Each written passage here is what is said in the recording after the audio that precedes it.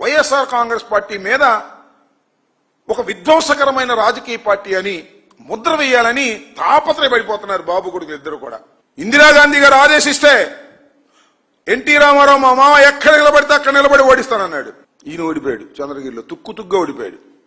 తుక్కుతుగ్గా ఓడిపోతే మళ్ళీ దొడ్డిదోమని వచ్చాడు. కాంగ్రెస్ పార్టీని కసక్కమని పొడిచేశాడు వెనక నుంచి. ఇందిరాగాంధీ గారు భిక్ష పెడితే మంత్రి చేస్తే అలాంటి కాంగ్రెస్ పార్టీని వెన్నుపోటు పొడిసి కసక్కమని వచ్చి దొడ్డిదారిన ఎన్టీ రామారావు గారి దగ్గర చేరాడు. చేరుడు అట్ట ఉన్నాడా? పాపం ఏ మాటకు ఆ మాట చెప్పాలి. దగ్గుపాటి వెంకటేశ్వరరావు గారు, ఎన్టీ రామారావు గారు పార్టీ పెట్టిన దగ్గర నుంచి దగ్గుపాటి వెంకటేశ్వరరావు గారు ఆ పార్టీని కాపాడుకుంటూ వచ్చాడు. ఆయనతో పాటు ఆయనే కదా హరికృష్ణ, వీళ్ళిద్దరు ఉన్నారు. వాళ్ళిద్దరిని తొక్కేశాడు. తొక్కేసి ఈయన వచ్చాడు. వస్తే వచ్చాడు, ఏం చేశాడు? ఎన్టీ రామారావుని కసక్కమని పొడిచేశాడు. పొడిచేసి అధికారం తీసుకున్నాడు. ఆ పొడవటానికి ఎవరిని అడ్డం పెట్టుకున్నాడు? దగ్గుబాటి వెంకటేశ్వరరావు గారిని, హరికృష్ణని, ఇద్దరిని అడ్డం పెట్టుకున్నాడు.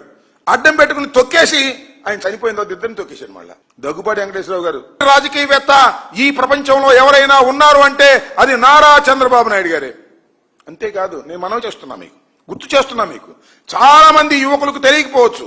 నారా చంద్రబాబు నాయుడు గారి తమ్ముడు ఒక ఆయన ఉన్నాడు, నారా రామ్మూర్తి నాయుడు గారు. ఆయన కూడా తెలుగుదేశంలో శాసనసభ్యుడిగా ఉన్నాడు.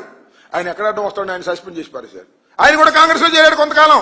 ఇలాంటి నీచ రాజకీయాలు, దుర్మార్గమైన రాజకీయాలు ఆడింది మీరు. రాజశేఖర రెడ్డి గారి మీద పోటీ చేయటం కోసం పార్టీలో పట్టు లేకపోతే జూనియర్ ఎన్టీఆర్ తీసుకొచ్చుకున్నావు. గుర్తుందా మీకు? జూనియర్ ఎన్టీఆర్ ని పాపం తిప్పనంతా తిప్పాడు. ఎన్టీ రామారావు గారు పోలికలు ఉన్నాయి కాబట్టి ఇతను మనకు ప్రమాదం లేదనుకుని తిప్పాడు. పాపం అతను యాక్సిడెంట్ అయింది, అతను దొక్కాడు. మామూలు దొక్కుడు కాదు. ఎందుకు దొక్కాడు తెలుసా? నారా లోకేష్ గారికి ఎక్కడన్నా వస్తాడో, ఎన్టీ రామారావు గారు పోలికలు ఉన్నాయి జూనియర్ ఎన్టీఆర్ కి, పార్టీ అంతా ఆయన పడిపోద్దాం ఆయన అమ్మడిపడని నారా లోకేష్ తొక్కేసినటువంటి దుర్మార్గం కసక్కని పడి చేసావు కదా. అసలు నైతికత అసలు ఉందా నీకు? నీ బామ్మర్దిని, నీ బామ్మర్ది కొడుకుని, నీ తోడెల్లుణ్ణి, నీ వదిన్ని, నీ తమ్ముణ్ణి, ఇంతమందిని దారుణంగా రాజకీయంగా పొడిసేసినటువంటి వ్యక్తివి నువ్వు. ఇవాళ మమ్మల్ని అంటున్నావు గొడ్డల పార్టీ, పార పార్టీ అని.